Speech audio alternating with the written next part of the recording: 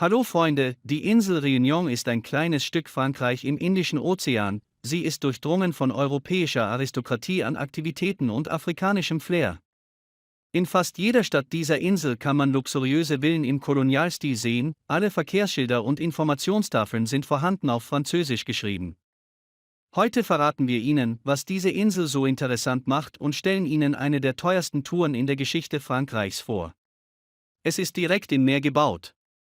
Die Insel La Réunion umfasst eine Fläche von 2512 Quadratkilometern.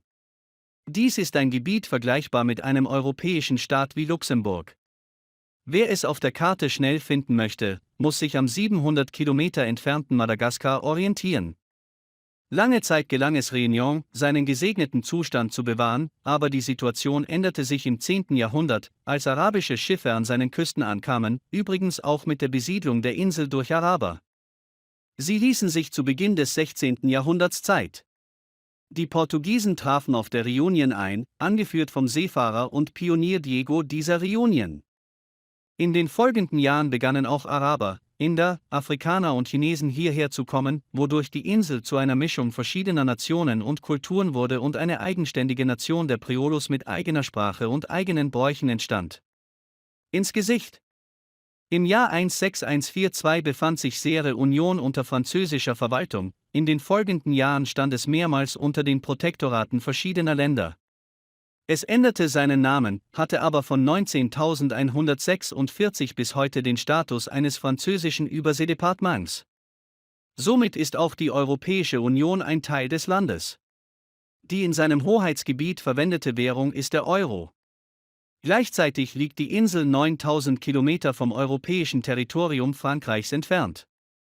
Das Pro-Kopf-BIP auf La Réunion ist 25.000 US-Dollar niedriger als in Frankreich, aber deutlich höher als der regionale Durchschnitt. Es gibt eine geringe Kriminalität, eine ausgezeichnete medizinische Versorgung und ein hohes Maß an Glück. Die Insel Réunion ist vulkanischen Ursprungs und stellt tatsächlich den über dem Wasser liegenden Teil eines alten Vulkans dar. Die vulkanische Aktivität hat ihre Spuren im Gebirgsprofil der Insel hinterlassen, steile Bergkämme verlaufen von Nordwesten nach Südosten entlang der Insel. Der zentrale Teil der Insel wird von einem ausgedehnten Gebiet mit einer Reihe von Gipfeln mit einer Höhe von 2 bis 3,000 m dominiert. Auch heute noch spielen Vulkane eine wichtige Rolle im Leben der Insel. Derzeit gibt es 2 auf der Insel. Der führende Ort gehört zu Recht dem Vulkan Piton de la Fournaise. Sein Alter beträgt respektable 500.000 Jahre. Er ist für seine stürmische Aktivität bekannt und seit 10 Jahren einer der aktivsten Vulkane auf unserem Planeten. Dieser Vulkan spuckt durchschnittlich alle 9 Monate Lava aus. Glücklicherweise schadet ihre bemerkenswerte Aktivität den Anwohnern nicht. Mit jedem Ausbruch nimmt seine Höhe zu und erreicht nun 2631 m dank ihr, Einheimische und Touristen gleichermaßen. Sie können die Aussicht auf das schwarze Tal der Grand Glaces bewundern, das aussieht, als wäre es auf einem anderen Planeten. Der Vulkan Piton de Neige ist der höchste Punkt der Wiedervereinigung und im Gegensatz zu seinem Geschwister nicht mehr aktiv. Der letzte Ausbruch ereignete sich vor etwa 20.000 Jahren, heute ist er bei Kletterern und Bergwanderern beliebt. Trotz ihrer relativ bescheidenen Fläche gibt es auf der Insel mehrere Arten von Mikroklima. 2 entscheidende Faktoren sind die Höhe und die vorherrschende Windrichtung. Im Norden von Réunion ist es recht feucht, im Süden ist es trockener. Sowohl Luftfeuchtigkeit als auch Temperatur sind in Berggebieten niedriger als in Küstenebenen. Réunion ist ein Ort, an dem verschiedene Kulturen dank der besonderen Natur der historischen Entwicklung harmonisch miteinander verschmolzen sind. Heute haben sich etwa 25% der Bevölkerung, Nachkommen der ersten Franzosen, auf der Insel niedergelassen, aber mit ihnen leben auch diejenigen friedlich hier, deren Vorfahren Ende der ersten Hälfte als Sklaven auf die Insel gebracht wurden. Im 19. Jahrhundert wurde die Sklaverei abgeschafft und Menschen aus China, Indien, Jemen, Indonesien und Afrika begannen, unabhängig auf die Insel zu reisen.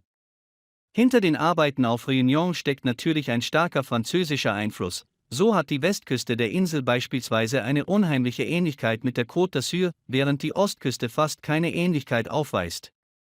Tourismus im Westen. Hier konzentrieren sich die Besitzer kleiner Geschäfte und Cafés hauptsächlich auf die Bedürfnisse der örtlichen Bauern, auch wenn dies hier der Fall ist. Die Amtssprache ist Französisch, der Großteil der Bevölkerung spricht Kreolisch, also eine Mischung aus französischen, malaiischen und afrikanischen Dialekten. Allerdings bestehen hier, wie häufig in Afrika, ethnische Unterschiede fort. Trotz der Klassenunterschiede besteht die Elite der Inselgesellschaft aus reinblütigen Franzosen, von denen viele aus Frankreich stammen und von den hohen Verdiensten hier im Staatssektor angezogen werden, aber einige von ihnen sind auf der Insel bereits vertreten, die 10. Generation ihrer Familie, eine Stufe tiefer. Wenn die Franzosen auf der sozialen Leiter stehen, verfügen die Nachkommen indischer Einwanderer in der Regel über eine gute Bildung und sind ausreichend mobil. Aber ihr Französisch ist nicht so gut und ihre kulturellen Bräuche sind etwas anders. Inder arbeiten nicht sehr oft als Beamte, sondern bevorzugen eher Unternehmertum. Der Hauptteil der Bevölkerung besteht aus kreolischen Nachkommen völlig unterschiedlicher Nationen und Kulturen. Natürlich sprechen sie alle Französisch, aber im Alltag sprechen sie untereinander Kreolisch, obwohl ein Großteil davon kreolanisch ist. Er hat keine Arbeit und lebt von Sozialhilfe. Ihr Lebensstandard ist unvergleichlich höher als in Afrika. Die Industrie auf der Insel ist schwach entwickelt, viele Waren werden aus Europa importiert.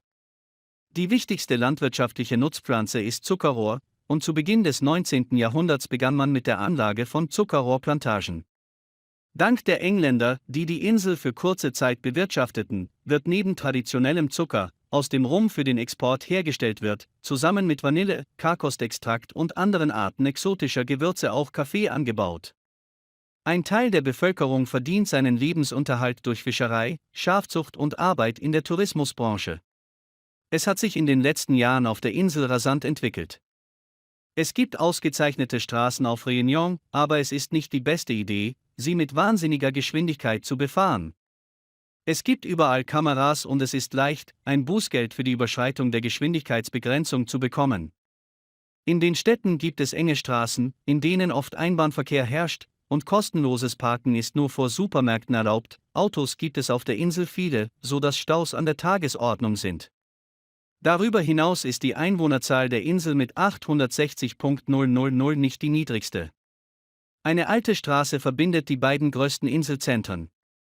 Der Handelshafen von Pointe de Galle und die Hauptstadt von La Passion mit einem internationalen Flughafen liegen am Fuße steiler Vulkanfelsen. Daher wird es ständig von Erdrutschen, Überschwemmungen und Ablagerungen von Schlamm und Steinen heimgesucht. Diese Naturphänomene verursachen regelmäßig Unfälle, manchmal sogar Todesopfer und damit langanhaltende Staus. Diese Unannehmlichkeiten erfordern mindestens bis zweimal pro Woche langfristige Straßensperrungen. Dies wirkt sich unmittelbar auf das Geschäft aus, das stark ist. Abhängig vom Güterverkehr auf dieser Strecke ist die besagte Straße trotz ihrer Gefahren relativ stark befahren, etwa 80.000 Menschen passieren sie an einem einzigen Tag, da die Fahrt entlang der steilen Felsen große Gefahren mit sich bringt. In den Köpfen der Ingenieure entstand ein Plan für eine logische, aber dennoch ungewöhnliche Lösung. Die größte Besonderheit der neuen Straße ist die Tatsache, dass es nicht an Land, sondern direkt über dem Wasser gebaut wurde. Die Pfähle werden direkt in den Meeresboden gerammt, wodurch das Problem herabfallender Steine und Strömungen vollständig gelöst wird. Die neue Küstenstraße aus Schlamm ist 12,5 Kilometer lang. Es liegt in einer Entfernung von 80 m. Um vor Naturkatastrophen geschützt zu bleiben, ist es innerhalb von 100 m vom Ufer in 2 Dämme und ein 5,5 Kilometer langes Viadukt unterteilt. Da die Straße auf dem offenen Meer liegt, ist die Infrastruktur ausgestattet. Aufgrund der extrem rauen Klima- und Meeresphänomene wie Wirbelstürme und Gezeiten sowie unterschiedlicher geotechnischer Bedingungen hinsichtlich der Struktur des Gebäudes und seiner Lage wurde beschlossen, Stahlbetonelemente an Land herzustellen, um den Einfluss von zu eliminieren Gezeiten und verkürzen die Arbeitszeit am Wasser. Im Hafengebiet wurden 2 Arbeitsplattformen erstellt. Auf den neuen Arbeitsplattformen wurden beim Bau der Seeautobahn 1386 zusammengebaute hergestellt. Die Segmente wogen jeweils zwischen 210 und 285 Tonnen, dazu kamen noch 48 Fundamentstreben. Alle Teile des Bauwerks werden von Schleppern an ihren Platz gebracht und mit dem größten schwimmenden Baukran der Welt, 16 riesigen Turmdrehkranen mit einer Kapazität von 35 bis 220 Tonnen, abgesetzt, um die Viaduktstruktur stabil zu machen. Wie auf der Abbildung zu sehen ist massive Stahlbetonstützen, damit die neue Autobahn entsteht. Sie konnte Winden in Hurrikanstärke, also einer Geschwindigkeit von etwa 144 Kilometern pro Stunde, und Wellen von bis zu 10 m Höhe standhalten. Sie befindet sich in einer Höhe von 30 m über der Wasseroberfläche. Die Autobahn selbst wird 30 m breit sein, um sie bequem unterzubringen. Die Gesamtkosten des Projekts belaufen sich auf etwa 2 Milliarden $, um eine Straße mit 3 Fahrspuren in beide Richtungen zu schaffen und Platz für Radfahrer und Fußgänger zu lassen. Die französische Regierung stellte dafür und den Rest des Geldes 622 Millionen bereit.